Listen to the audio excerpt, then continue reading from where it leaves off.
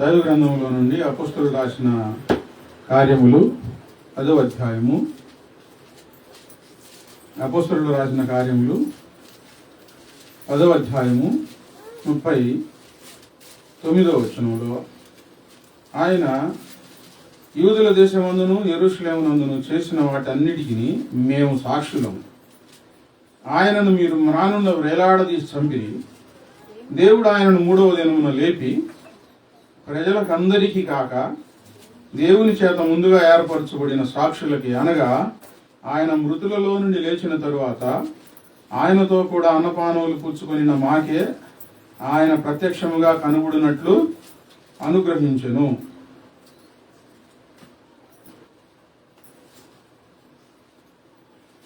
ఆయనను మీరు మ్రానులో వేలాడదీసి చంపిరి. దేవుడు ఆయనను 3వ దినమున లేపి ప్రజలందరికీ కాకుండా సాక్షులమైన మాకే మొదటగా ఆయన ప్రత్యక్షమయ్యాడు. శిష్యులు చెబుతున్న సంగతి ఇది. మీరు సిలువ వేసి ఆయన చంపారు, దేవుడు ఆయన 3వ దినమున లేపెను. ఇప్పుడు మత్తయి సువార్త 27వ అధ్యాయంలోకి వద్దాం. మత్తయి సువార్త 27వ అధ్యాయంలోకి వచ్చి మనం ధ్యానం చేసుకున్నాం. యేసు ప్రభువు వారు చనిపోయి సమాధి చేయబడి 3వ దినమున మరణాన్ని జయించి తిరిగి లేచారని ఎంతమంది నమ్ముతున్నారు? కూర్చో. ఎంతమంది నమ్ముతున్నారు? మంచి విశ్వాసం ఉందా? ఆయన సజీవుడైన దేవుడని విశ్వాసం ఉందా? ఆ విశ్వాసం లేకపోతే ఈస్టర్ పండుగ దండగా. ఆయన బ్రతికున్నాడని నిజమైన విశ్వాసం మన హృదయాల్లో ఉండాలి. ఆయన చనిపోలేదు, ఆయన చనిపోయాడు, సమాధి చేయబడి 3వ రోజు తిరిగి లేచాడు. ఇక చనిపోలేదు, ఇక ఆయన ఎవరు చంపలేరు. ఆయన ఇప్పుడు సజీవుడై ఉన్నాడు, మన మధ్యలో ఉన్నాడు. ఆయన ఆరాధన జరిగే సమయంలో అదృశ్య రూపిగా ఆయన మన మధ్యలో ఉంటాడు. ఆయన చనిపోయి తిరిగి లేచిన సంగతి పాత నిబంధనలో ఉంది, క్రొత్త నిబంధనలో కూడా ఉన్నది. నేను పలుమార్లు మీకు గుర్తు చేస్తున్నాను కదా, యేసుక్రీస్తు వారు జనన మరణ పునరుద్ధానములు ఆయన జీవితం. ఆయన పుట్టక ముందే పాత నిబంధనలో దేవుడు రాయించి ఉంచాడు. పాత నిబంధనలో ఆయన ఎలాగూ జీవించబోతున్నాడో, ఎక్కడ జీవించబోతున్నాడో, ఎక్కడ పుట్టబోతున్నాడో, ఎలాగూ హింసించబడబోతున్నాడో, ఎలాగూ చనిపోతాడో, ఎలాగూ సమాధి చేయబడతాడో, ఎలాగూ తిరిగి లేస్తాడో మొత్తం పాత నిబంధనలో ముందుగానే రాయబడి ఉంది. అందుకని పాత నిబంధన చదవాలి, క్రొత్త నిబంధన కూడా చదవాలి. పాత నిబంధన, క్రొత్త నిబంధన చదివేటప్పుడు అందులో ఉన్న యేసుక్రీస్తు వారిని మనం కనుగొనాలి. యేసుక్రీస్తు వారి యొక్క చరిత్ర మనం అందులో వెలికి తీయాలి, మనం నేర్చుకోవాలి. బైబిల్ చదివి తప్పు పట్టడానికి బైబిల్ చదవకూడదు, బైబిల్ చదివి అపార్థం చేసుకోకూడదు. అలా అపార్థం చేసుకొని భ్రష్టులైన వారు ఇప్పుడు సమాజంలో ప్రస్తుతం కూడా తిరుగుతూ ఉన్నారు, ఊళ్ళు పట్టుకొని మరీ తిరుగుతూ ఉన్నారు. దేవుడు మన కోసం చేసిన పుణ్యకార్యాన్ని అవహేళనగా మాట్లాడుతూ ఉన్నారు. మనం అలా చేయకూడదు. విశ్వాసాన్ని ఇంకా అధికం చేసుకొని విశ్వాసంలో ఎదగాలి, ఇంకా దగ్గర అవ్వాలి దేవునికి.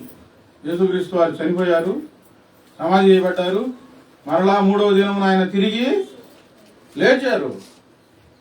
పాత నిబంధనలో ఆ సంగతులు ఉన్నాయి, క్రొత్త నిబంధనలో కూడా ఈ సంగతి ఉంది. మత్తయి సువార్తలో, మార్కు సువార్త, లూకా, యోహాను సువార్తల్లో 4 సువార్తల్లో కూడా ఈ సందర్భాలు రాసి, ఇంకా ఆయన చనిపోయి తిరిగి లేచిన సందర్భాలు అపోస్తలుల కార్యంలో రాశారు. ఇప్పుడు మనం చదువుకున్నాం. కొరింథీయుల పత్రికలో రాశారు, ఫిబ్రవరికి రాసిన పత్రికలో రాశారు ఆయన శరీరం కుళ్ళిపోలేదు అని. కొంత ధ్యానం చేద్దాం ఆ రాసిన సందర్భాల్లో. యేసు ప్రభు వారు మత్తయి సువార్త 27:50 వచనంలో యేసు మరలా బిగ్గరగా కేక వేసి ప్రాణం విడిచెను. జాగ్రత్త వినండి. ఆయనను ఎవరు చంపలేరు. యోహాను సువార్త 10వ అధ్యాయంలో నా ఇష్టపూర్వకంగా నా ప్రాణం పెట్టుచున్నాను, నా అంతటా నేనే దానిని పెట్టుచున్నాను, దానిని మరలా తీసుకున్నట్లు నా ప్రాణం నేను పెట్టుచున్నాను. ఆ మాటలకు అర్థమైంది, ఎవరు నన్ను పట్టుకోలేరు, చంపలేరు, నేనే ప్రాణం పెడుతున్నాను, దానిని మరలా నేను తీసుకుంటానని యోహాను సువార్త 10వ అధ్యాయంలో ఈ వచనాలు ఆయన మాటలు ఉన్నాయి, స్వయంగా ఆయన నోటితో చెప్పిన మాటలు. ఇక్కడ యేసు ప్రభు వారు తను తాను అప్పచెప్పుకున్నారు, సిలువ వేశారు. సిలువ వేసిన తర్వాత కొంతమంది మరుసటి రోజు చనిపోతారు, కొంతమంది 3వ రోజు చనిపోతారు. యేసు ప్రభు వారు అలా జరగలేదు.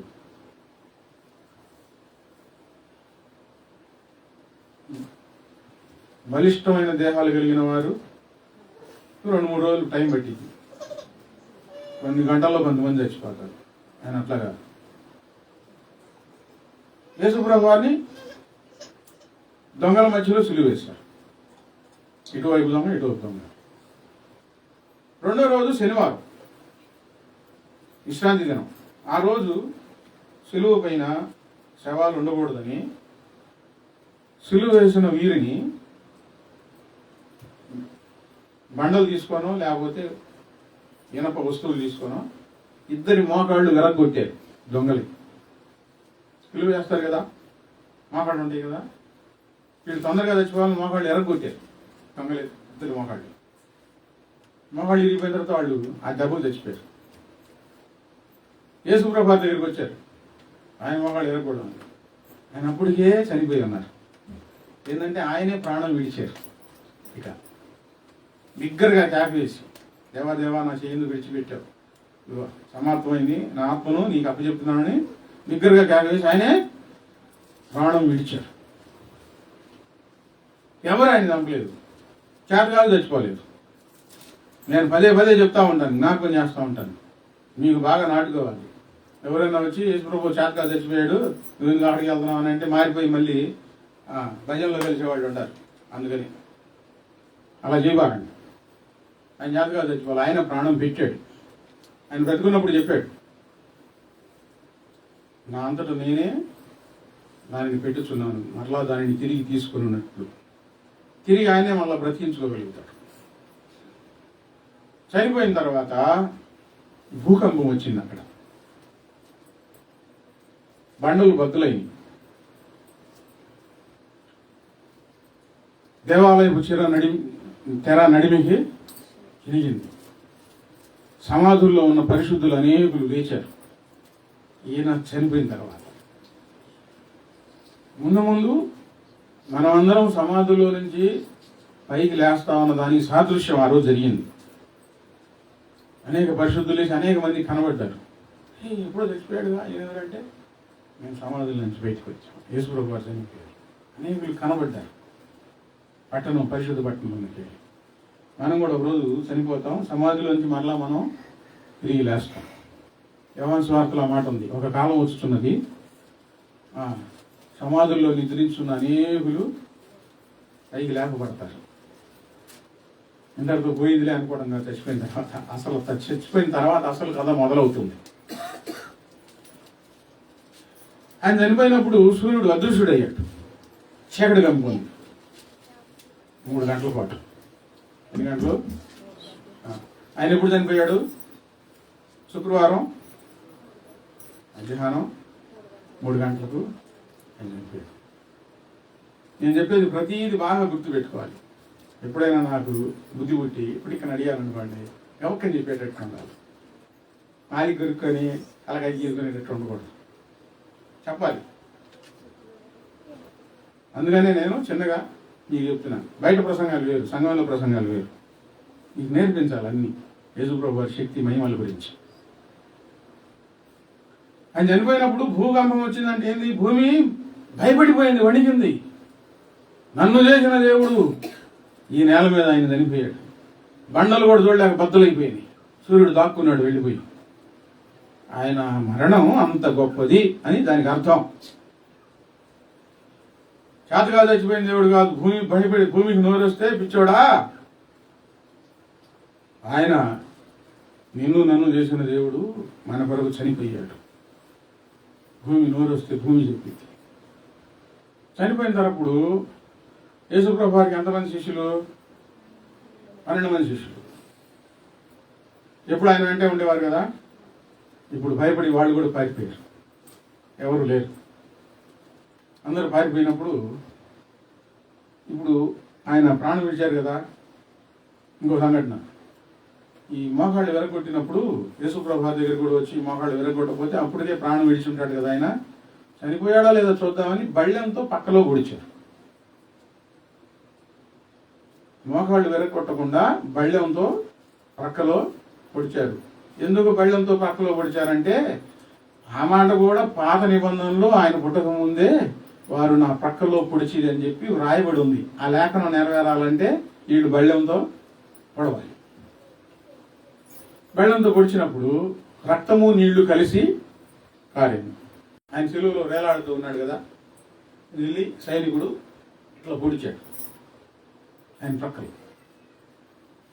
పొడిచినప్పుడు రక్తము నీళ్లు కలిసి కారి అందులో ఉన్న చివరి రక్త బొట్టు ఆ సైన్యాధిపతి కంటి మీద పడింది. రక్తపు చుక్క ఆ కన్ను గుడ్డిది. ఎప్పుడైతే రక్తపు చుక్క పడిందో యేసుక్రీస్తు వారికి, ఆయనకు చూపు వచ్చింది. ఆయన రక్తంలో ఉన్న శక్తి అది. వెంటనే మోకరించి ఈయన నిజముగా దేవుని కుమారుడని బ్రొక్కాడు, ఒప్పుకున్నాడు.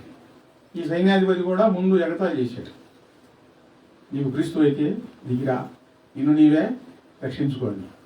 ఆయన దిగి వస్తే ఈయన కన్ను వచ్చేది కాదు. అర్థమైందా? ఆయన ఏం మాట్లాడలేదు.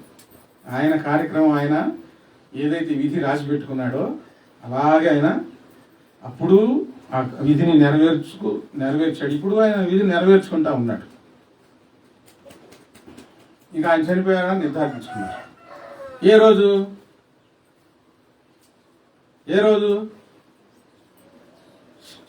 అంటే గట్టిగా చెప్పండి. ఆ మాట చెప్పాలా? అంటే శుక్రవారం రోజు. ఎందుకు అడుగుతున్నాను? వరకు నేను అడగట్లేదు. ఎన్ని గంటలకి? అది స్తోత్రం, హల్లెలూయా. యేసుప్రభు వారు ఎప్పుడు చనిపోయారు? 3 గంటలకి, శుక్రవారం రోజు. అది అందరూ ఎటువంటి అటు వెళ్ళిపోయారు. ఇప్పుడు శిలువలో నేరస్తుల్ని చంపినప్పుడు ఆ భౌతిక ఆదాయాలను అలాగే వదిలిపెడతారు, లేదా తీసుకొని వెళ్ళి దూరంగా పారవేస్తారు. ఇళ్ళకి తీసుకొని వెళ్ళరు, సమాధి చేయరు. ఎందుకు? వాళ్ళు నేరస్తులు, భయంకరమైన నేరస్తులు. భయంకరమైన నేరస్తులకు వేసే శిక్ష ఆయనకు వేశారు. నేరస్తునిగా ఆయన నిలవబడ్డాడు మన కోసం, మనందరి కోసం, నీ కోసం, నా కోసం. ఆయన ఒక నేరస్తునిలాగా ఆయన చనిపోయాడు దొంగల మధ్యలో మనల్ని ప్రేమించి. ఆ శవాలు ఏమవుతాయి అంటే రాబందులు, పక్షులు పీక్కొని తింటాయి. పుర్రెలు మిగులుతాయి, అక్కడ ఎముకలు మిగులుతాయి. యేసుప్రభు వారి దేహం అనాథ శవంగా వదిలిపెట్టబడలేదు. ఇప్పుడు అసలు చరిత్రకు వస్తున్నాం. మార్కు సువార్తలో, మార్కు సువార్త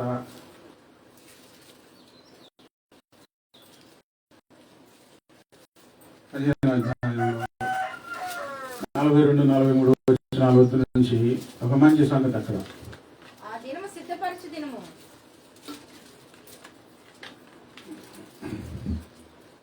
అంటే విశ్రాంతి దినానికి ముందు రోజు, శుక్రవారం రోజు. అరిమతయి యేసేపు అని ఒక ధనవంతుడు ఉన్నాడు. ఎవరు? ధనవంతుడు. ఆయన యేసుక్రీస్తు వారి శిష్యుడు. యేసుప్రభు వారికి ఎంతమంది శిష్యులు?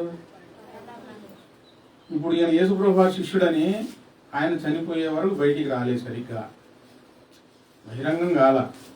అంతరంగా కొంతమందికి తెలుసు ఆయన మంచివాడు. ఆ మాట లూకా సువార్తలో రాయబడింది. సజ్జనుడు, ఘనత వహించిన ఒక పట్టణ సభ్యుడు, మంచి పేరు తెచ్చుకున్నవాడు. అరిమతయ్య యేసేపు నీతిమంతుడు, దొంగ కాదు, అబద్ధికుడు కాదు, మోసాలు చేసేవాడు కాదు, దుర్మార్గులకు సహకరించేవాడు కాదు, నీతిమంతుడు. ఇప్పుడు మనం ఎలా ఉండాలంటే సమాజంలో నీతిమంతులంగా ఉండాలి, మంచి పేరు సంపాదించుకోవాలి, ప్రజల్లో ఘనత తెచ్చుకోవాలి. ప్రజల్లో ఘనత ఎప్పుడు వస్తుంది? మంచి పనులు చేసినప్పుడు రాను చిన్నగా అతను మంచివాడు, అతని జోలికి ఎవరి జోలికి వెళ్ళడు, దాన ధర్మాలు చేస్తాడు, సహాయం చేస్తాడు. ఈ మాట ప్రజల్లో పుట్టిందనుకోండి, అదే ఘనత. ఘనత అంటే అదే. డ్యాన్స్ చేస్తాడు, కొక్కిరి మాటలు చెబుతాడు, మామూలుడు కాదు, ఇది కాదు ఘనత అంటే. అయ్యని చెడ్డ పేర్లు. ఒక మంచి వ్యక్తి, యేసుప్రభు వారి శిష్యుడు, రహస్య శిష్యుడు, బహిరంగంగా రాలేదు. బహిరంగంగా ఉన్నది ఎంతమంది అప్పటి వరకు? 12 మంది. ఇప్పుడు ఆ రోజుల్లో అయినా ఈ రోజుల్లో అయినా యేసుప్రభు వారిని నమ్మాలంటే కొంతమందికి గుండెల్లో దడ, భయం, సిగ్గు. మరి ఆయన ధనవంతుడు కదా, మరి యేసుప్రభు వారు వెంట వెళ్తే నన్నేమనుకుంటాను అనుకున్నాడో ఏదో కానీ బయటికి మాత్రం రాలేదు. రహస్యంగా గాఢంగా యేసువారిని ఆరాధించాడు. అందుకని ఆయన శిష్యుడని పిలువబడ్డాడు. చెడ్డవారి ఆలోచనలకు ఆయన సహకరించేవాడు కాదు. దేవుని రాజ్యం కోసం కనిపెట్టుకునే మనిషి ఆయన. దేవుని రాజ్యం ఉంది, మనం ఈ జీవితం విడిచిపెట్టిన తర్వాత దేవుని రాజ్యం ఉంది. ఆ రాజ్యంలో ఉండాలంటే మనం ఇక్కడ నీతిగా బ్రతకాలి, పరిశుద్ధంగా బ్రతకాలి అని నమ్మిన మనిషి. ఇప్పుడు 12 మంది ఎటువంటి అటు అయిపోయారు. అప్పటి వరకు రహస్యంగా ఉన్న అరిమతయ్య యేసేపు ఇంకా అప్పుడు ఆయన ఉండలేకపోయాడు, ఆయన బయటకు వచ్చాడు. చూడండి, కొంతమంది బహిరంగంగా దేవుని కోసం బ్రతికేవారు కష్టకాలంలో మంచి ఇబ్బందిలో పారిపోవచ్చు. రహస్యంగా దేవుణ్ణి ఆరాధించేవారు తెగించి ముందుకు రావచ్చు మన కోసం, దేవుని కోసం. స్తోత్ర. అలాంటి వాళ్ళు ఉంటారు, ప్రతి సంఘంలో ఉంటారు. ఈయన గురించి రాయబడి ఉంది మార్కు సువార్తలో. తెగించి, చెప్పండి ఏం చేసి, దేనికి తెగించాడు? ఇప్పుడు అక్కడ దేనికి తెగించాడు? తెగించడం అంటే ఏంది? ధైర్యం తెచ్చుకొని.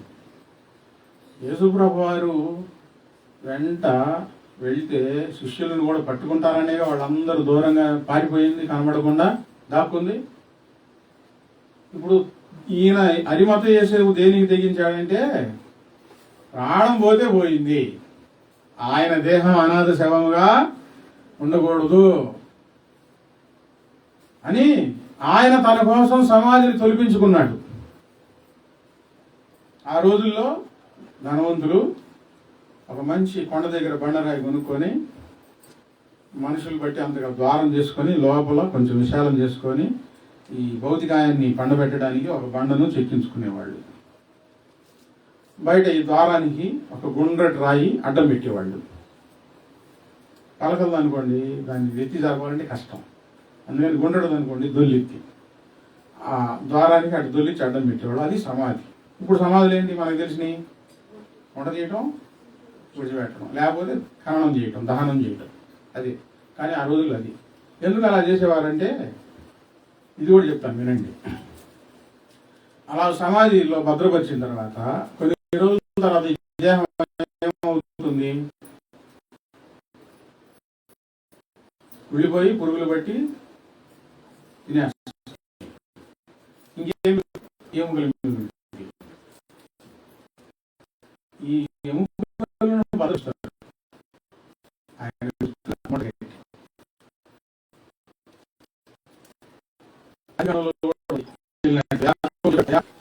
నన్ను బాధపడతారు కదా, సమాజం చేస్తారు కదా, నా ఎముకలు మీరు దేశం వెళ్ళేటప్పుడు నా ఎముకలు మీరు ఇదే అదే అని తీసుకుని వెళ్ళండి. ఇప్పుడు ఎముకలను దానం చేస్తున్నారు. మనిషిని సమాజ కార్యక్రమాలు చాలా వచ్చినాయి. మనుషులు సమాజం చేసే కార్యక్రమాలు చాలా వచ్చినాయి. అట్లా కూర్చోబెట్టడం, దానం చేయడం. గవర్నమెంట్ ఆసుపత్రికి వెళ్తే ఎవరినైనా సరే కుల మత భేదం లేకుండా అక్కడ మిషన్లు ఉంటాయి. మిషన్లో పంపించి స్విచ్ చేస్తే కొన్ని క్షణాల్లోనే ఏమవుతుంటే మొత్తం ఈ దేహం అంతా బూడిదైపోతుంది. ఏమైపోతుంది? ఆ బూడిద ఇచ్చి పంపిస్తున్నారు వాళ్ళు. అలా ఆయన సమాధిని సమాధిలో తీసుకొని వెళ్ళి యెషయా గ్రంథం 53వ అధ్యాయం 9వ వచనం, అతడు మరణమైనప్పుడు భక్తిహీనులతో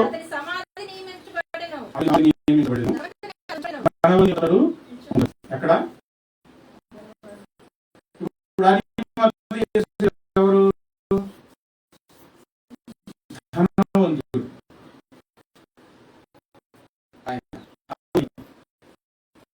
ఈ వాక్యం దేవుడు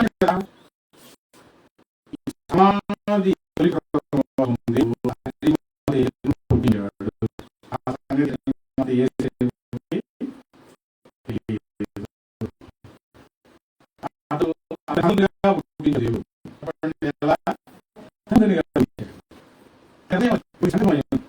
కోసం కొంతమంది దేవుడు ధనవంతులుగా పుట్టిస్తున్నాడు, కొంతమంది పేదవారిగా పుట్టిస్తా ఉన్నాడు. మన పేదరికంలో పుట్టించాడు ఏందని బాధపడుతుంది. ఆయన ఏదో ఉంది, ఆయన మహిమ కోసం పుట్టించాడు. కొంతమంది పుట్టించాడు, కొంతమందిని కుష్ఠరోగులుగా పుట్టించాడు. ఆయనే వచ్చి బాగు చేశాడు, కళ్ళు తెరిచాడు. ఆయన ఆ కుష్ఠరోగాన్ని ఆయన స్వస్థపరిచి ఆయన మహిమ పరుచుకున్నాడు. ఇక్కడ యేసేపు ధనవంతులుగా పుట్టించాడు. ఎంత అద్భుతం అండి. యేసేపు బ్రతుకున్నప్పుడు ఒకరోజు నేను చచ్చిపోతాను కాబట్టి అక్కడ పెడతాను, ముందుగానే ఒక సమాధి చేయించుకున్నప్పటి ఒక మంచి సమాధిని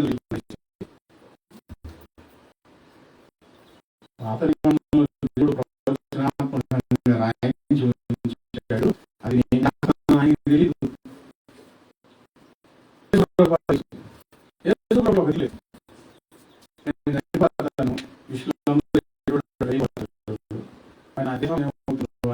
ఆయనకి వెళ్తున్నాను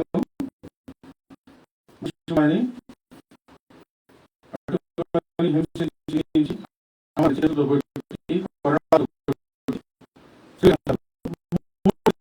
తిరిగి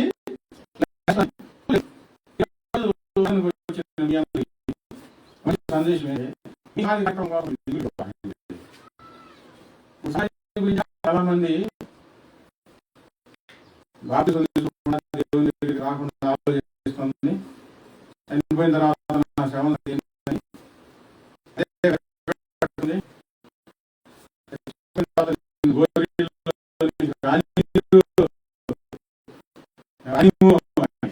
అసలు అది లేనే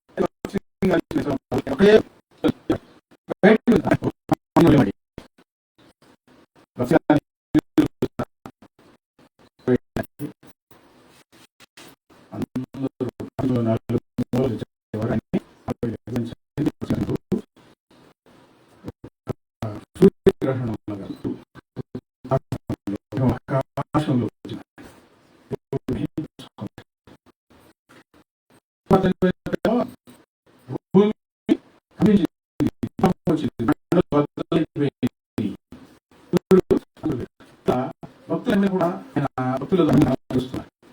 మహాసైన్యం ఆయన సమాధి చేయడానికి వచ్చారు. ఆయన చరిత్ర నేను ఒక్కడే దిగులుకోవాలా. తర్వాత కొంతమంది సమకూర్చాడు. వాడికి ఇష్టం వచ్చిన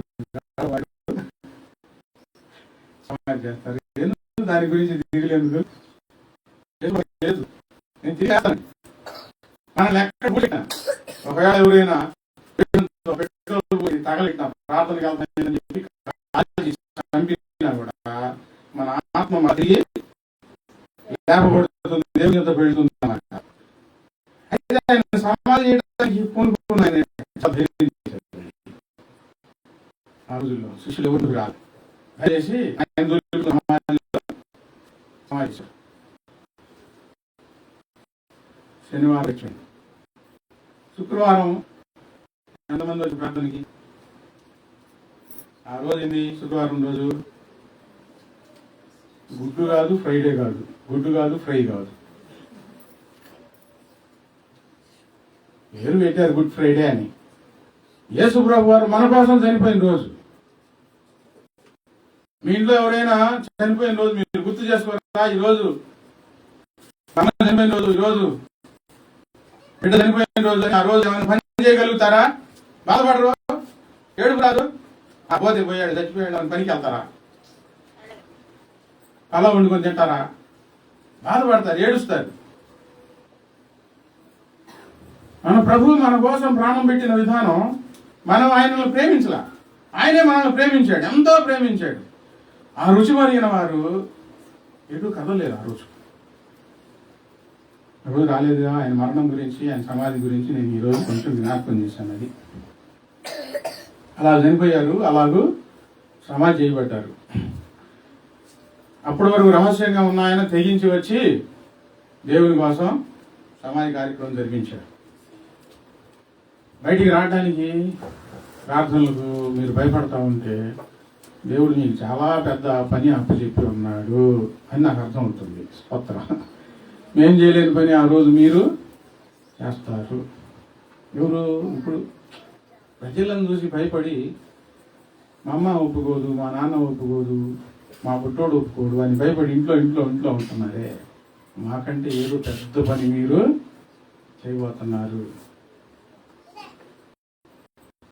నువ్వు చనిపోయినప్పుడు నేను వచ్చి పురుషు మాకండి ఏం పొందుకండి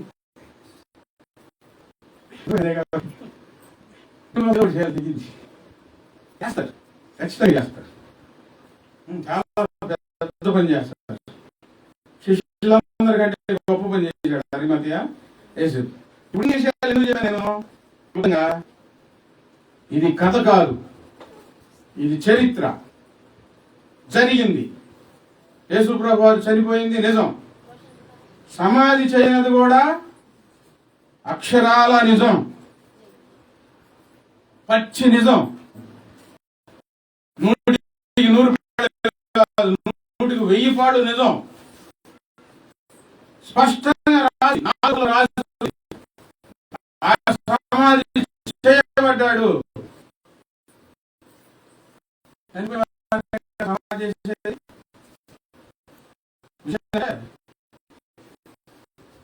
ఆయన చనిపోయాడు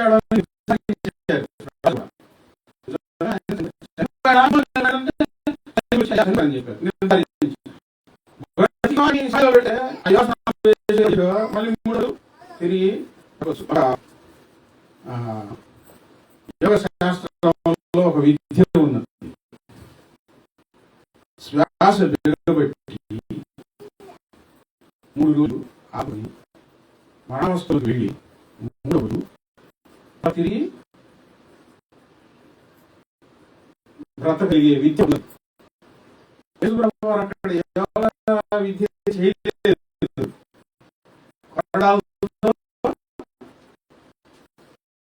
పట్టబడిన సంగతులు రాయున్నాయి.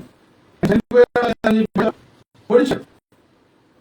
ఇప్పుడు యోగ చేసిన వారైతే, శ్వాస బిగబట్టుకున్న వాళ్ళైతే పొడిచినప్పుడు కొంచెం అన్న ఉలికి పట్టు వచ్చిద్దా రాదా? వచ్చింది. ఆయన చనిపోయాడని నిర్ధారించబడింది. ఆయన రక్తపు బొట్టు కన్ను మీద పడినప్పుడు ఆ శతాధిపతి కన్ను వచ్చింది కదా, ఈయన నిజంగా దేవుని కుమారుడని ఒప్పుకున్నాడు. అంటే ఆయన చనిపోయాడు, నిజంగా ఆయన చనిపోయాడు, నిజంగా ఆయన సమాధి చేయబడ్డాడు. యేసు ప్రభు వారు చనిపోలేదు, సిలువ పోయేటప్పుడు దేవుడు ఆయన్ని తీసుకున్నారు, వేరే వ్యక్తిని ఉంచారు అని అంటారు. అక్కడ వేరే వ్యక్తి అక్కడ ఉంచినట్లయితే ఆ దెబ్బలు తట్టుకునేవాడు కాదు ఒకటి. రెండవది, మరణం జయించి తిరిగి లేచేవాడు కాదు. యేసుక్రీస్తు వారు ఈ భూమి మీదకి ఎందుకు వచ్చారు? హెబ్రీయులకు రాసిన పత్రిక 2వ అధ్యాయం, హెబ్రీయులకు రాసిన పత్రిక 2వ అధ్యాయం 14వ వచనం. 14. కాబట్టి ఆ పిల్లలు రక్త మాంసములు గలవారైనందున ఆ ప్రకారమే మరణం యొక్క బలము గలవానిని అనగా అపవాదిని మరణము ద్వారా నశింపజేయుటకును జీవితకాలమంతయు మరణ భయము చేత దాస్యమునకు లోబడి ఉన్న వారిని విడిపించడం కోసం ఆయన కూడా రక్త మాంసములలో పాల్గొనయ్యాడు. యేసుప్రభు వారు ఎందుకు వచ్చారంటే అసలు ఇక్కడికి, ఈ రక్త మాంసములు కలిగిన ఈ దేహం మనుషులందరిది, ఏ కులమైనా ఏ మతమైనా. పెద్ద కులపోళ్ళకి ఏమైనా ఇత్తడి దేహాలు ఉన్నాయా? చిన్న కులపోళ్ళకి ఏమైనా రేపు దేహాలు ఏమైనా ఉన్నాయా? అందరిది రక్తము మాంసము కలిగిన దేహాలే. ఈ రక్త మాంసములు కలిగిన దేహంలో మరణ భయం ఉంది ప్రతి వారికి. నాకు మరణ భయం లేదు అని అనటానికి వీల్లేదు. నేను ఎవరికి దడవను అన్నాడు కూడా పుటిక్కన ఏదైనా శబ్దం వస్తే ఉలిక్కి పడతారు.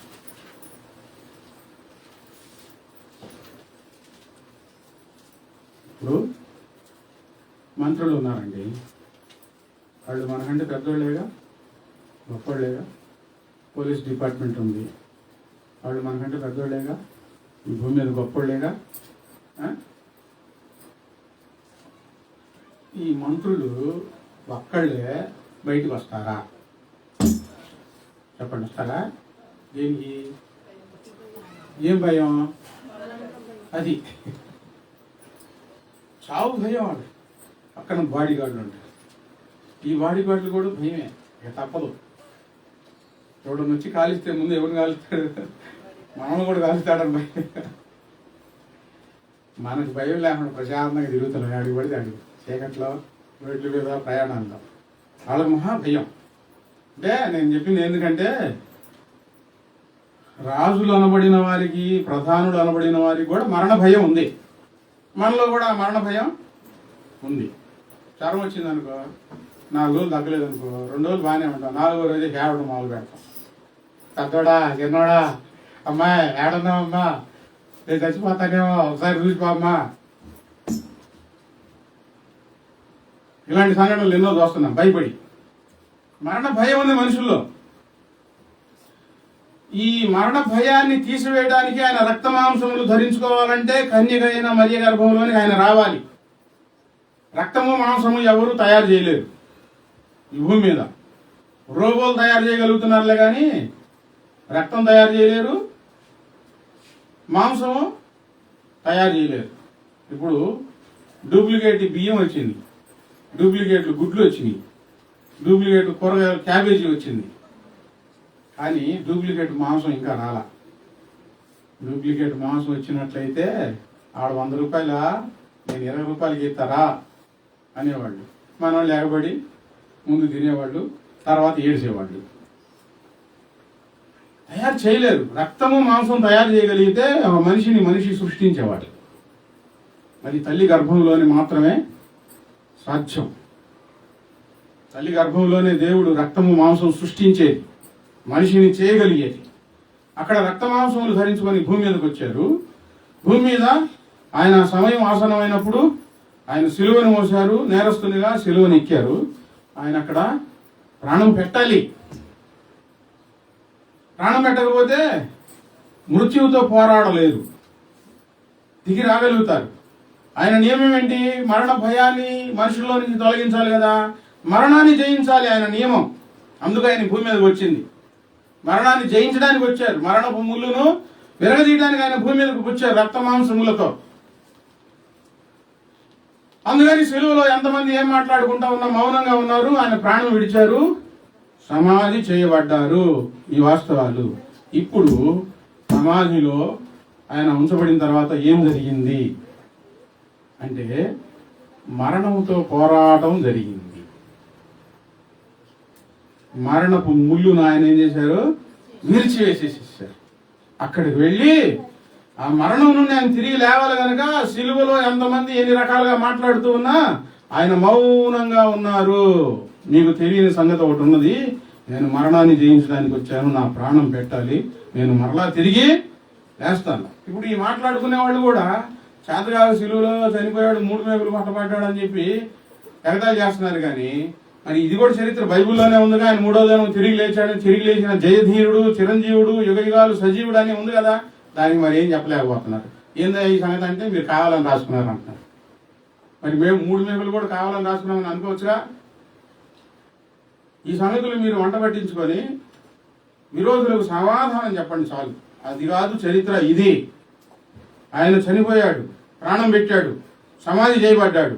సమాధిలో శుక్రవారం, శనివారం, తర్వాత 3వ రోజు ఆయన.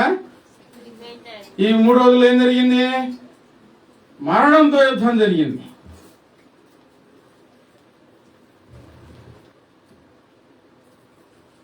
ప్రసంగి గ్రంథంలో రాయబడిన మాట. ప్రసంగి గ్రంథం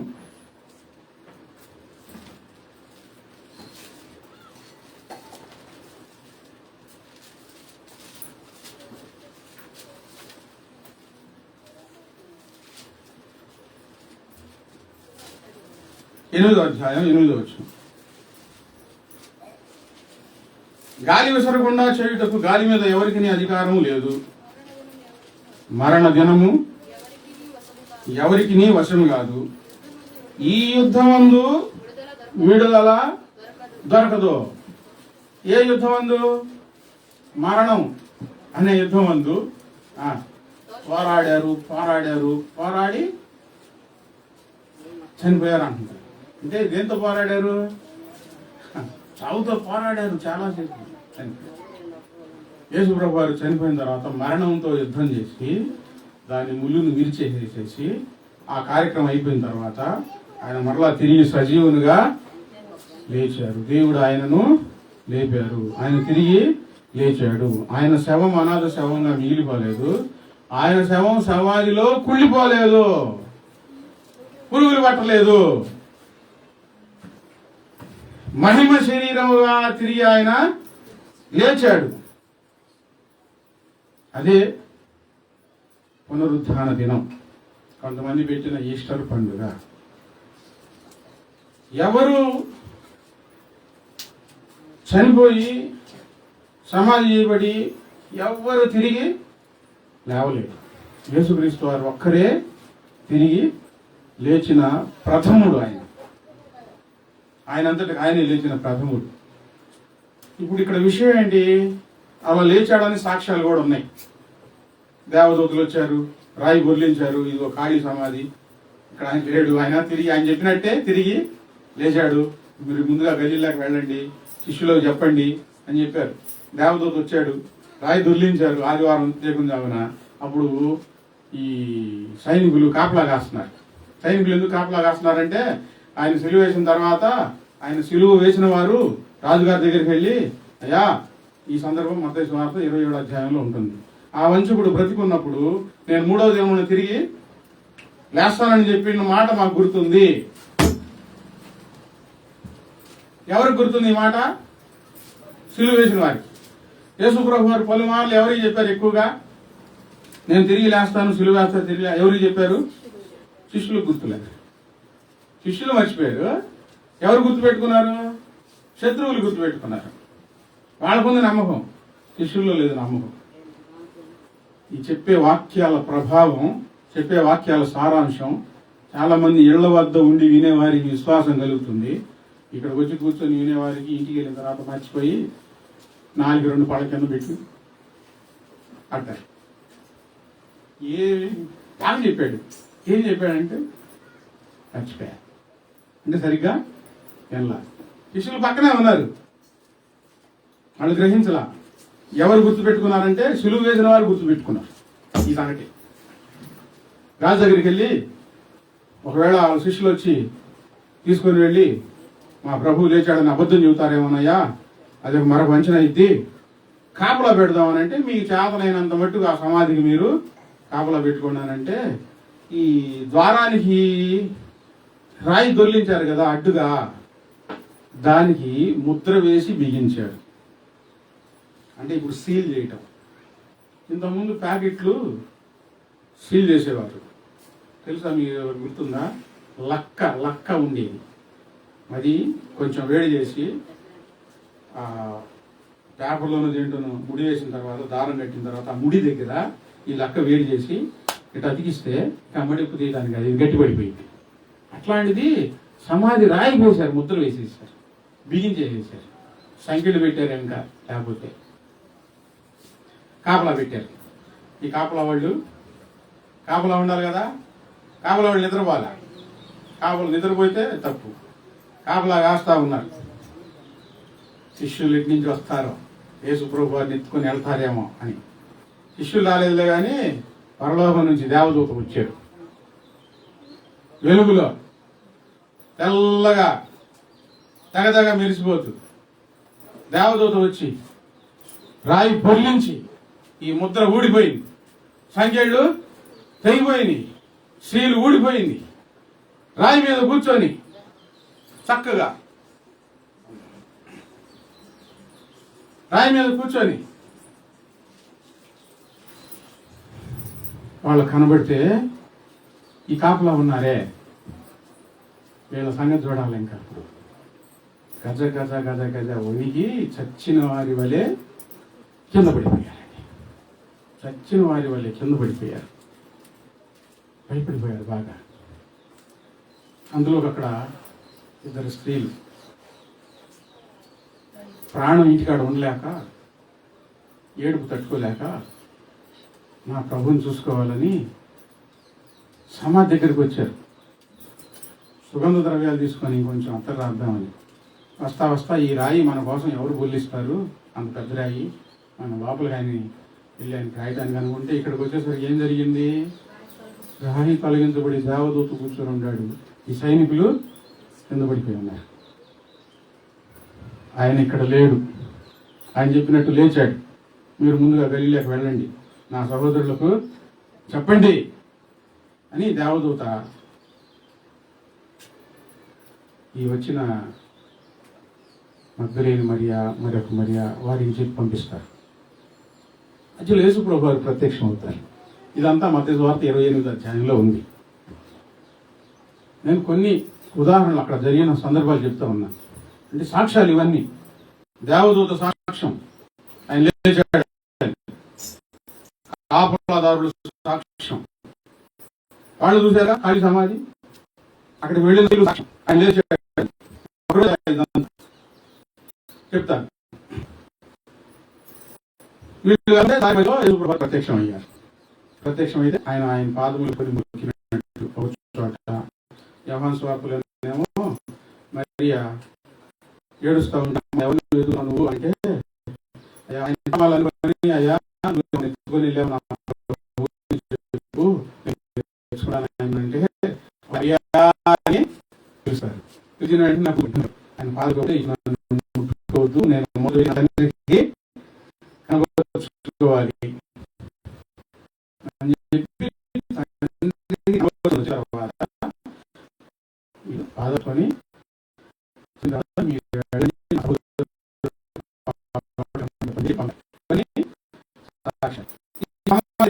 స్త్రీలు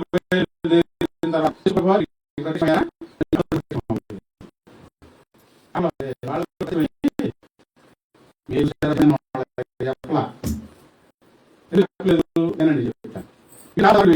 అయ్యా కాపలా కాస్తున్నాము, ఒక దేవత వచ్చారు, మేము చూడలేకపోయాము, భయపడిపోయాము, కింద పడిపోయాము. ఆయన సమాధి అయితే లేడు, ఆయన లేచాడు నిజమే అంటే చెప్పొద్దు, ఈ డబ్బులు తీసుకోండి, మేము చెప్పినట్టు చెప్పండి, మేము ఎదుగుతూ ఉంటే ఆయన శిలో వచ్చి ఆయన తీసుకుని చెప్పండి అని వీళ్ళకి నచ్చ చెప్తే వీళ్ళేం చేయాలి? అది దైవ కార్యక్రమం. దేవుని చూసాము, ఒకవేళ అబద్ధం చెప్పాము మా పరిస్థితి ఏంది అని అనాలా వద్దా? యేసుప్రభు తిరిగి లేచాడు, ఆయన వచ్చాడు అనుకో మేము అబద్ధికులు అవుతాం అలా. వీళ్ళు డబ్బులు కాచిపడేవాళ్ళు, అందుకని యేసుప్రభు వీళ్ళకి ప్రత్యక్షం అవ్వాల. వీళ్ళు అబద్ధికులు. డబ్బులు తీసుకొని నేను నిద్రపోతుంటే ఆయన శిష్యులు వచ్చి ఎత్తుకొని వెళ్ళారులే అని చెబుతా ఉన్నారు. ఇప్పుడు ఆలోచించండి, గమనించండి. మీరు ఇంట్లో నిద్రపోతా ఉన్నారనుకోండి, ఇంట్లో నిద్రపోతా ఉన్నప్పుడు మీ ఇంట్లో వస్తువు ఏదో పోయింది, నేను నిద్రపోతా ఉంటే పలానా వచ్చి తీసుకెళ్ళింది అని చెప్తే ఎవరైనా నమ్ముతారా? పలానా వాళ్ళ పేరు చెప్తే నువ్వు నిద్రపోతున్నావు కదా ఆయన ఎట్ట చూసామని అడుగుతారా అడగరా? అడుగుతారా అడగరా? ఇది అబద్ధం, అబద్ధం లాగానే ఉంటుంది. స్త్రీలు మొదట ఖాళీ సమాధి చూశారు, వాళ్ళు పరిగెత్తుకుంటూ ఊర్లోకి వచ్చారు. సైనికులు ఖాళీ సమాధి చూశారు, వాళ్ళు పరిగెత్తుకుంటూ ఊళ్ళోకి వచ్చారు. కానీ ఒకళ్ళు నిజం చెప్పారు, ఒకళ్ళు అబద్ధం చెప్పడం మొదలుపెట్టారు. యేసుక్రీస్తు వారి యొక్క పునరుద్ధానం గురించి ఇప్పుడు కాదు, ఆ రోజు నుంచే ప్రారంభమైంది. సత్యము బయలుదేరింది, అసత్యం కూడా బయలుదేరింది యేసుక్రీస్తు వారిని బట్టి. యేసుక్రీస్తు వారి సత్యం, సర్వసత్యం, అన్ని విధాలుగా నిజమైన వాక్యాలు ప్రకటించబడుతూ ఉన్నాయి, అబద్ధాలు కూడా ప్రకటించబడుతూ ఉన్నాయి. ఏది నమ్మాలి? సత్యం ఏదో విచారించి సత్యాన్ని తెలుసుకుని సత్యాన్ని నమ్మాలి. అబద్ధాన్ని నమ్మటం మనుషులకు అలవాటు, అబద్ధాన్ని తొందరగా నమ్మటం ఇంకా మనుషులకు ఇంకా బాగా అలవాటు. యేసుక్రీస్తు వారు తిరిగి లేచిన తరువాత 49 రోజులు వారికి కనబడుతూ ప్రత్యక్షపరుచుకుంటూ ఉన్నారు.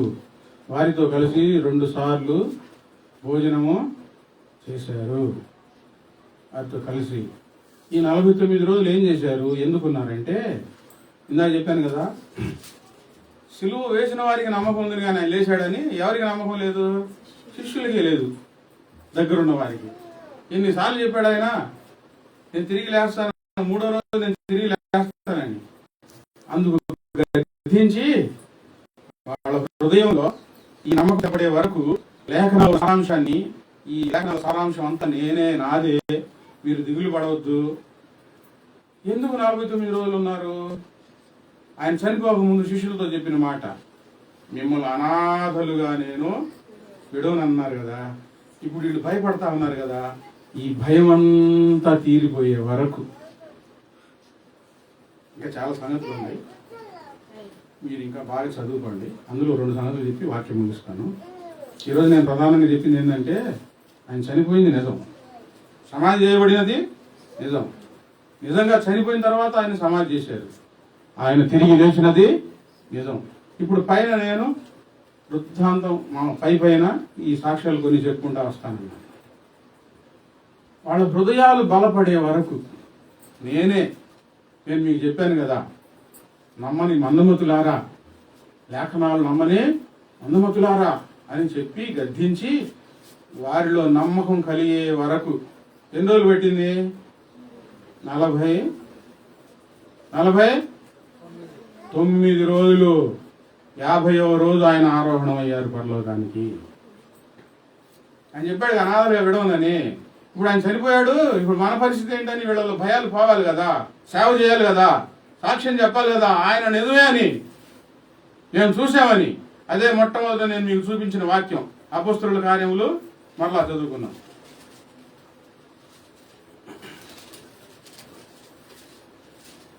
10వ అధ్యాయం 39వ వచనం. ఆయన యూదుల దేశమందును యెరూషలేమునందును చేసిన వాటన్నిటికీ మేము సాక్షులం. ఆయనను వారు రానున్న వేలాడది చంపిరి.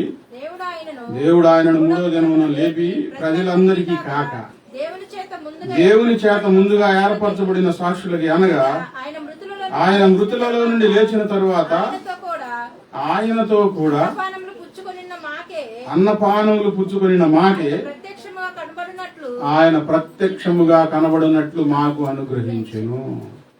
వారికే, బయట ప్రజలకు కాదు. ముందు అన్ని విడిచిపెట్టి వచ్చారు, అన్ని వదిలిపెట్టి వచ్చారు రమ్మంటే. ఇప్పుడు వీళ్ళ ముందు భయం ఉండకూడదు. యేసుక్రీస్తు వారు అనాథలుగా విడిచిపెట్టాలంటే ఒక మాట ఆయన నోటి నుండి వచ్చింది, వారిని అనాథలుగా మాత్రం ఆయన చేయలా. మీ జీవితాల్లో కూడా మీరు ఎంత త్యాగం చేస్తా ఉన్నారో అంత గుర్తు పెట్టుకొని, అంత మిమ్మల్ని హెచ్చించే దేవుడు, మీ ఇంట్లో వారు, మీ బంధువులు, మీ ఇరుగు పొరుగు వారు యేసు ప్రభు వారి నిమిత్తం నిందించవచ్చు, ద్వేషించవచ్చు, ఒంటరోణి చేసేసేయచ్చు.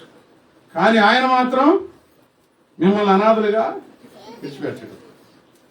వారి హృదయాల్లో ఒక నమ్మకం వచ్చేసేసింది. ఆ నమ్మకం రాబట్టే అపొస్తలుల కార్యంలో ఆ మాట చెప్పారు. స్థిరపడ్డారు. ఇంకా 50 రోజులు పట్టింది వాళ్ళ నమ్మకం రావటానికి. చెప్పండి, ఎన్ని రోజులు? 49 రోజులు పట్టింది ఆ నమ్మకం రావటానికి. ఆలస్యం అవ్వకూడదు. దేవుడు మీతో మాట్లాడే ప్రతి మాట మీలో ఒక మహాబలమైన దుర్గంగా స్థాపించబడాలి. ఆ ఆలస్యంగా నీ హృదయంలోనికి, జీవితంలోనికి వాక్యాలు ఎక్కడం కాదు, త్వరగా స్థాపించబడాలి వాక్యాలు. చెప్పండి, నీ ప్రార్థనకు జవాబు అయితే మాత్రం తొందరగా రావాలి. వాక్యానుసారంగా నడవటం, వాక్యాలు హృదయంలో భద్రపరుచుకోవటం, వాక్యాలు నేర్చుకోవడం మాత్రం ఇప్పుడు దానిలే మాస్టర్ ఆలస్యంగా జరగాలి. 49 రోజులు పట్టింది నిర్ధారణ కోసం. ఆయన 49 రోజులు వారితో ఉన్నారు కలిసి. ఎప్పుడంటే చనిపోయి తిరిగి లేచిన తరువాత మహిమ శరీరములో. ఇప్పుడు చెప్తాను, యోహాను సువార్తలో అది రాసిన సందర్భం చదివి నేను వాక్యం ముగిస్తాను. యోహాను సువార్త 20వ అధ్యాయము 19వ వచనంలో, ఆదివారం సాయంకాలమున శిష్యులు యూదులకు భయపడి తాము కూడి ఉన్న ఇంటి తలుపులు మూసుకొని ఉండగా యేసు వచ్చి మధ్యను నిలిచి, మీకు సమాధానం కలుగునుగా కానీ వారితో చెప్పెను. ఆయన అలాగ చెప్పి వారి చేతులను పక్కను చూపగా శిష్యులు ప్రభువుని చూసి సంతోషించిరి. అప్పుడు యేసు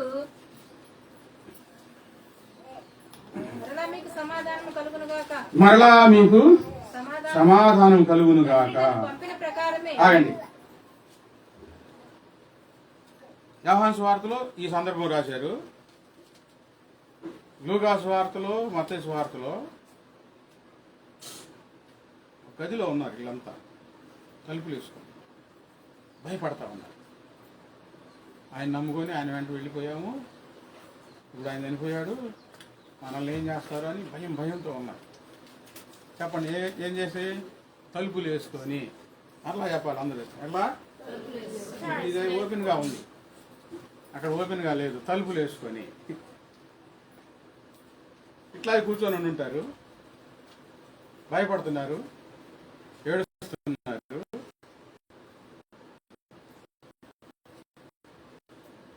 అకస్మాత్తుగా ప్రత్యక్షంగా నేను బయట నుంచి వచ్చేటప్పుడు మిమ్మల్ని దాటుకుంటా వస్తా, మీరు కళ్ళు మూసుకున్నా కూడా అన్నయ్య నడిచి మీరు అందరు కళ్ళు తెరిచి ఉన్నారు కదా,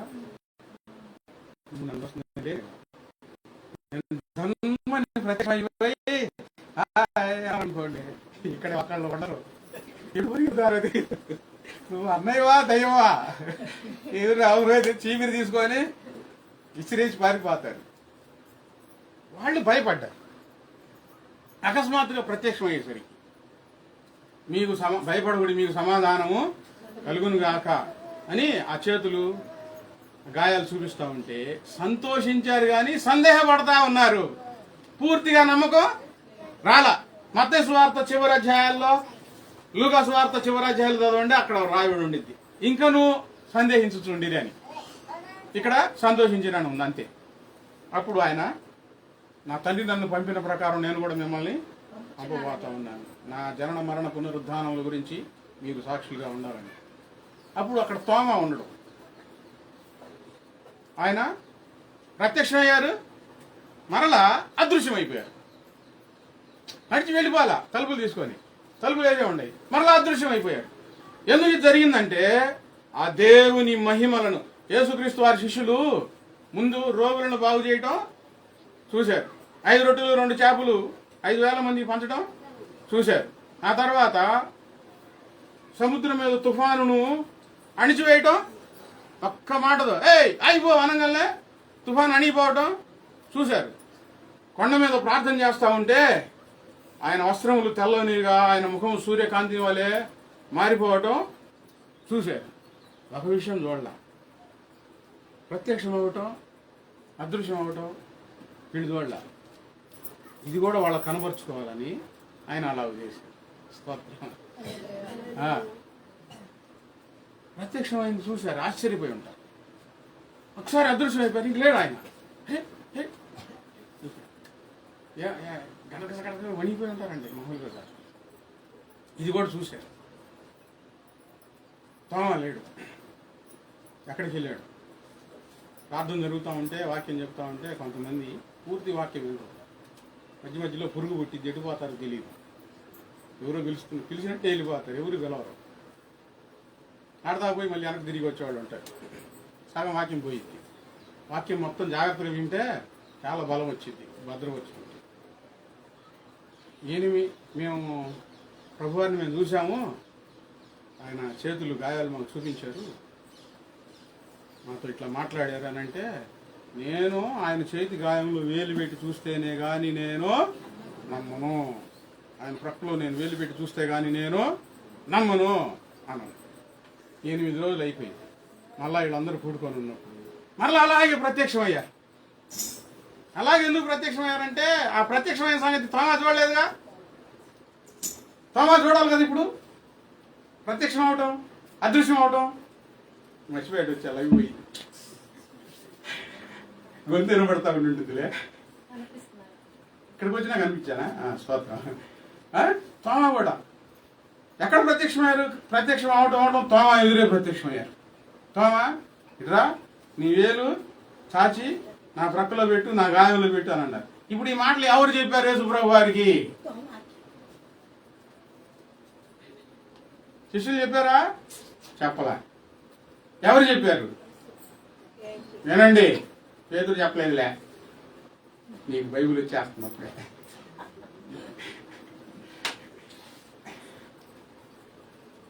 ఆయన ఇక్కడ అదృశ్యమయ్యాళ్లే కానీ అదృశ్య రూపి అయి వాళ్ళతోనే ఉన్నాడు కనిపించకుండా. ప్రార్థన జరిగేటప్పుడు మన ప్రభువు అదృశ్య రూపి అయి మనతోనే ఉంటారు, వింటారు. ఈ నోటి నుండి వచ్చే మాటలు ప్రతిదీ ఆయన వింటారు. ఈ నోట్లో నుంచి రావు, ఇక్కడ ఉంటాయి, ఇక్కడ దాకా వస్తాయి, పెదాల దాకా సణుకుండా ఉంటారే, అవి వింటారు. ఎవరికి వినపడతాయి? యేసయ్యకి వినపడతాయి. ఎందుకు ఇప్పుడు నేను ఇట్లా చేసి చూపిస్తున్నానంటే, ప్రార్థనలో కూర్చొని శ్రద్ధగా వాక్యం వింటా ఉంటే, మనసంతా ఆయన మీద పెట్టి వింటా ఉంటే ఇంకా ఆనందం వచ్చిద్ది.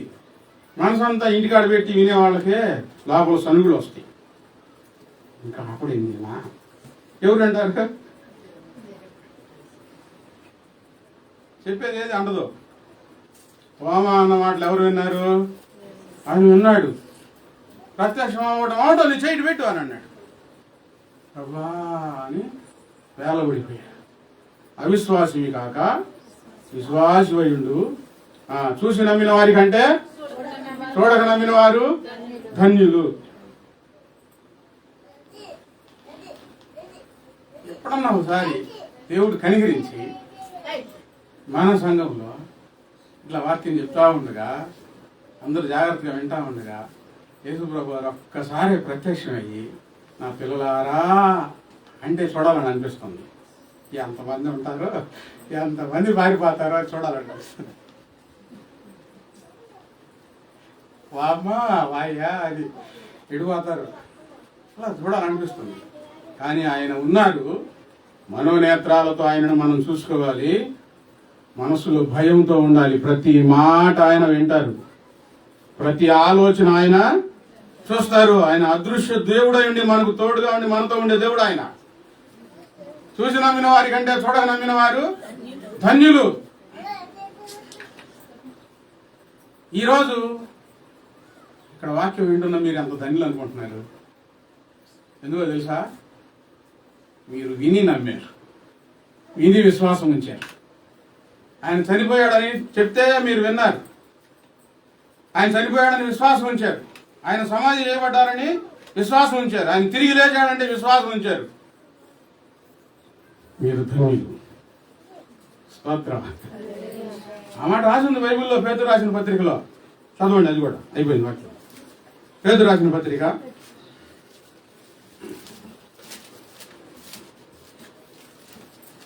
పేతురు రాసిన పత్రిక 1వ అధ్యాయం 1వ పత్రిక 1వ అధ్యాయం 8వ వచనం. మీరు ఆయనను చూడకపోయినను ఆయనను ప్రేమించుతున్నారు, కనులారా చూడకయే విశ్వసించుచు మీ విశ్వాసమునకు ఫలమును అనగా ఆత్మరక్షణ పొందుచు చెప్పనా సఖ్యమును మహిమాయుక్తమైన సంతోషం గలవారై ఆనందించుతున్నారు. దేవుడు మీకు కనిపించాడా? నాకు కనిపించమని అంటుంటారే, చెప్పండి. నాకు కనిపించకపోయినా నేను నమ్మాను. కన్నులారా చూడకుండానే మీరు విశ్వాసం ఉంచారు. షరతులు పెట్టకుండా విశ్వాసం ఉంచారు. దేవుడు నన్ను బాగు చేస్తేనే నేను నమ్ముతానని అనకుండా మీరు విశ్వాసం ఉంచారు. దేవుడు నాకు కనబడితేనే నేను నమ్ముతాను అనకుండా మీరు విశ్వాసం ఉంచారు. ఇప్పుడు తోమాకంటే మీరు ధన్యులు. యేసుప్రభు వారు ప్రత్యక్షమైనప్పుడు ఏం చెప్తారో తెలుసా? మీరు నన్ను కన్నులారా చూడకుండానే నమ్మారు. ఆ ఆనందం మీలో ఉంది. ధన్యులు మీరు. ఈ ధన్యతను మీరు ఎవరు పోగొట్టుకోవద్దు, వెనుదీయొద్దు. ఆ మాటలు చెప్పి ఇంకో సంగతి చెప్తాను. ఇప్పుడు ఆయన ఈ శరీరంపై ఏ శరీరం వచ్చింది? మహిమ శరీరం వచ్చింది. ఇప్పుడు ఎవడన్నా కొట్టుకోమని యేసుప్రభు వారిని చూద్దాం. ఇప్పుడు ఎవరన్నా చంపమను, ఎవరి వల్ల కాదు. అలాగూ శిష్యులను 50వ రోజు కొండ మీద తీసుకొని వెళ్ళి వారిని ఆశీర్వదించి, మీరు ఏ ఏ సంగతులు చూశారో, ఏ ఏ సంగతులు విన్నారో, ఆ భూదిగంతముల వరకు మీరు వెళ్ళి నా సాక్షార్థంగా సువార్తను ప్రకటించడని వారిని అభిషేకించి, వారు చూస్తూ ఉండగానే ఈ మహిమ శరీరంలో అలాగే ఆయన పరలోకానికి ఆరోహణమై వెళ్ళారు. మీరే రీతిగా మనిషి కుమారుడు వెళ్ళడం చూస్తూ ఉన్నారు, అదే రీతిగా మనిషి కుమారుడు మరలా వస్తాడు. ఆరోహణమై వెళ్తే మేఘం ఒకటి వచ్చేసేసి అడ్డుగా కప్పేసేసింది. ఆయన అదృశ్యం అయిపోయారు. ఏ రీతిగా వెళ్ళారో అదే రీతిగా మేఘాల మీద ఆయన రానున్నాడు. ఈసారి దహించు అగ్నిగా, రోషం కలిగిన దేవుడిగా ఆయన వచ్చినప్పుడు ఏం జరుగుతుంది? ఈ మాటలు నమ్మి, ఆయన జనన మరణ పునరుత్థానములను నమ్మి, ఆయన ఎన్నో విశ్వాసం ఉంచి బాప్తిస్మం తీసుకొని పరిశుద్ధంగా ప్రభు శరీరం ప్రభు రక్తంలో పాలిభాగం అవుతా ఉంటారే, వారి శరీరాలు మార్పు నొందుతాయి. వినండి, ఈ శరీరాలు ఏమైపోతాయి? మహిమ శరీరం వస్తుంది. ఈ మహిమ శరీరాలతో కళ్ళు మూసి కళ్ళు తెరిచే లోపు మేఘాలలో ఉంటాం. ఏ వాహనాలు అవసరం లేదు. ఈ మహిమ శరీరాలలో ఇక నొప్పులు ఉండవు, రోగాలు ఉండవు. ఆ మహిమ శరీరం ఎవరు అనుగ్రహిస్తారంటే కేవలం యేసుక్రీస్తు వారి ద్వారా మాత్రమే కలుగుతుంది. మన శరీరాలు మార్పు నొందుతాయి. రెప్పపాటులో క్షయమైన ఈ శరీరాలు అక్షయ శరీరాన్ని ధరించుకుంటాయి. అసలు ఆ జీవితం, ఆ విలువ, ఆ మహిమ వేరు. ఆ మహిమ రావాలి అనంటే బాప్తిస్మం తీసుకున్న పిల్లలు చాలా బుద్ధికగా పరిశుద్ధంగా ఉండి ప్రభు శరీరంలో ప్రభు రక్తంలో పాలిభాగం అవుతూ ప్రార్థనలతో గడుపుతూ ఉండాలి. ఉత్తిటికే వచ్చాము ఉత్తిటికే పోయాము అన్న వాళ్ళ శరీరాలు మార్పు నందువు. వాళ్ళు విడవబడతారు, శక్తివంతులు అవ్వలేరు.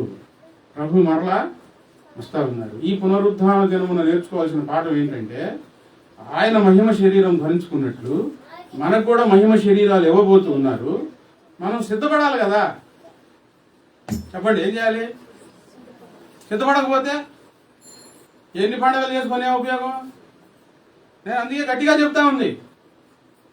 బాప్తిస్మం గురించి చెప్తే బాధ, పరిశుద్ధంగా ఉండమని చెప్తే బాధ, ప్రార్థనలకు రమ్మంటే బాధ కలిగితే, నీ శరీరం మహిమ శరీరంగా మారాలంటే ఆయన వచ్చినప్పుడు ఎలా మారిద్ది? ప్రతి పండక్కి ఒక కొత్త పాఠం నేర్చుకొని ఒక కొత్త జీవితంలోనికి అడుగు పెట్టాలండి మనం. ఈ రోజు నుంచైనా ఎక్కువ ప్రార్థన చేసుకుంటూ ఎక్కువ సంఘంలో కలిసి ఉంటూ ముందుకు నడవడానికి ప్రయత్నం చేయండి. ఆ మహిమ శరీరం పొందుకోవడం కోసం ఆతృతతో, ఉపవాసాలతో, ప్రార్థనతో, మంచి అపేక్ష కలిగి గూవలు గూళ్లకు ఎగయునట్లు శుద్ధులు తమ గృహమును చేరుచుండగా, గూవలు గూళ్లకు ఎగయునట్లు శుద్ధులు తమ గృహమును చేరుచుండగా, నా దివ్య గృహమైన సీయోనుకు చేరుట నాశయే, నా దివ్య గృహమైన సీయోనుకు చేరుట నాశయే, చేరుట నాశయే. ఆకాంక్షతో నేను కనిపెట్టుదు ప్రాణేశ్వరుడైన యేసుని కొరకై, ప్రాణేశ్వరుడైన యేసుని కొరకై ఆకాంక్షతో నేను కనిపెట్టుదు. కనిపెట్టుకొని ఉండాలి, ఇంకా సిద్ధపడి ఉండాలి. సమయం లేదు, ఆలస్యం చేయొద్దు. ఇంకా పండుగలు వస్తూ ఉంటాయి, పోతా ఉంటాయి. నూతనత్వం అనేది నువ్వు సిద్ధం చేసుకుంటేనే వచ్చింది. ప్రార్థనలు మానుకోవద్దండి, ప్రార్థన నిర్లక్ష్యం చేయొద్దు. నేను వరకు చెప్పట్లా, సమయం లేదు. ఒకవైపు నుంచి ప్రపంచం ద్వేషాగ్ని జ్వాలలతో తగలబడుతూ వస్తుంది. అది మన ఆంధ్రాకి వచ్చింది, ఆకివీడు దాకా వచ్చింది. ఆకివీడు ఎంత దూరం? భీమవరం ఎంత దూరం? విజయవాడ దగ్గర. విజయవాడ ఎంత దూరం? దగ్గరకు వచ్చింది. ప్రార్థనలకు నీకుండా 113 చర్చిలకు నోటీసులు ఇచ్చారు. ద్వేషాగ్ని జ్వాలలతోనే. ఇంతకుముందు సేవ వేరు, ఇప్పుడు సేవ విధానాలు వేరు. ప్రార్థనలు చేయకపోతే ఇళ్లలో ఉండి వాక్యం వినగలుగుతారా? ప్రార్థన చేయగలుగుతారా? సమయం ఉన్నప్పుడే. సమయం లేదు ఇంకా. నీ సంపాదన విషయం ముందు ఆపు. నీ రక్షణ, పిల్లల రక్షణ, పిల్లల బాగోగులు, పిల్లల సిద్ధపాటు కోసం ఆలోచించు. పని చేసుకో. ఆ రోజుకి నేను చెప్తున్నది అది.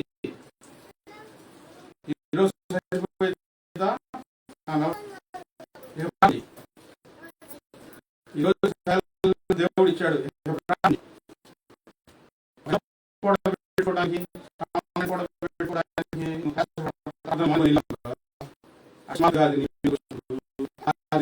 అకస్మాత్తుగా మీ మీద ఎల్లప్పుడూ ఆ దేవుని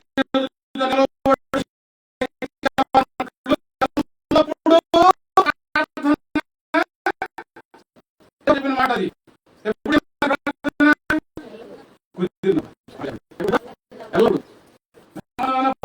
చేసేసుకున్నా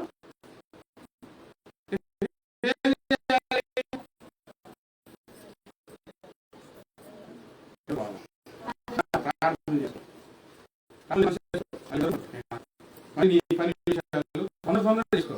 మళ్ళీ మళ్ళీ ప్రార్థన చేయాలి. అంటే ఎంత ప్రార్థన చేయాలి అంత సిద్ధపడతాడు, అంత మహిమ శరీరం ఉంటారు. నువ్వు ప్రార్థన చేయలేదనుకో, ఇన్ని రోజులు దేవుని దగ్గరికి వచ్చి విడవబడతాం. మహిమ శరీరం నీకు ఎన్నో వాక్యాలు విని ప్రార్థన ముఖ్యం. దేవుని దగ్గరికి ముఖ్యం. చాలా పనులన్నీ మరి నువ్వు ప్రార్థనలో ఉండాలా. చేసుకోవాలి. పాఠం అదే. నువ్వు ఉద్దించుకోవాలి. సరిగ్గా నువ్వు సిద్ధపడు. సమయం వచ్చింది చెప్పండి. ఇప్పుడు ఆల్రెడీ తయారు కాబట్టి వీళ్ళు చేస్తా ఉంటారు. జరుగుతానే ఉంటాయి. ప్రార్థన జరిగినప్పుడు వచ్చి వాక్యం విని సిద్ధపడండి. సిద్ధపడాలన్న అవకాశం ఉంటేనే కష్టపడడం.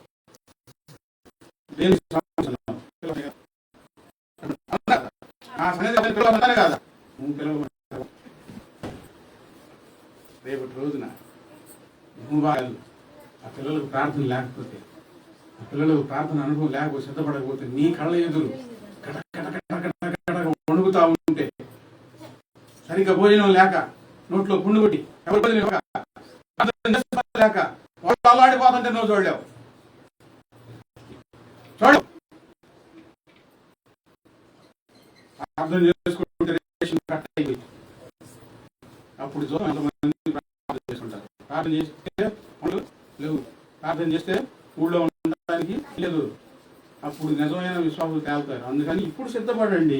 ఉన్నప్పుడు సిద్ధపడండి, ప్రార్థన చేసుకోండి ఎక్కువగా. వచ్చి అలా ప్రార్థన చేస్తున్నారు. వాళ్ళకు దేవుడు ఆశీర్వదించడం సమయం ఉంటే ఆశీర్వదిస్తాడు. ఒకటి మాత్రం అవసరం, వాళ్ళు వాళ్ళ పిల్లలు దేవుడు కదా చక్కగా కనబడతారు. స్తోత్రం. లేదు, మనం రక్షించబడాలి, మన పిల్లలు రక్షించబడి దేవుని ఎదుట నిలవబడాలి. మోకరించండి,